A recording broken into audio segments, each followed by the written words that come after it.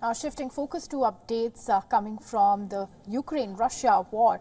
Now, Ukraine and Russia have renewed blows on the front line. Little is changing on the ground in Ukraine as the second anniversary of Russia's invasion approaches.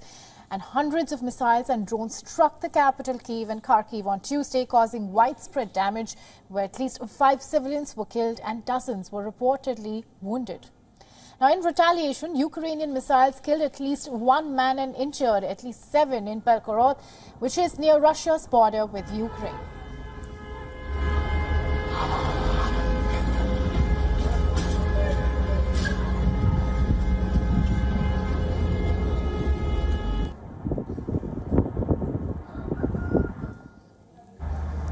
The escalated strikes follow a trend, and that has seen Russia escalate its airstrikes during winters notably.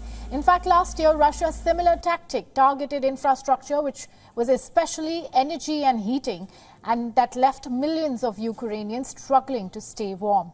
Now, on the third day of airstrikes in New Year's Eve, Ukrainian officials said that Russia fired at least 99 missiles, and it also claimed that it shot down 72 of them.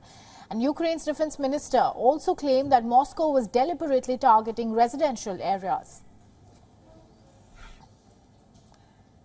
Дорогі українці, українки, 2 січня 24 року знову удар російських нелюдей. Dear Ukrainians, on January 2, 2024, there were once again strikes from the Russian non-humans.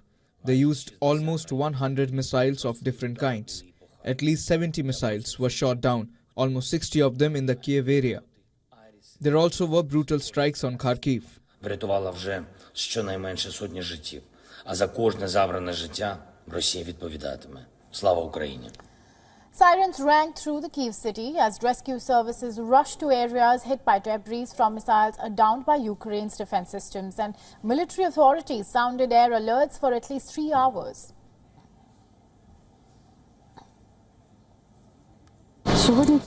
We were under fire the whole night. First there were drones, then we fell asleep for a second and were woken up by explosions, hearing that missiles are in the air. Me and my child hid in the corridor. We were very scared.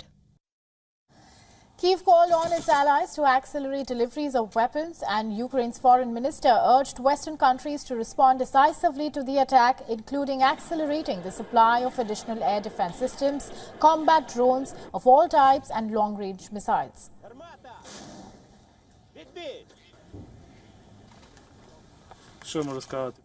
We got to remember what Ukraine is fighting for. They're fighting for their freedom. They're fighting for democracy. This is against President Putin, who is doing this aggression.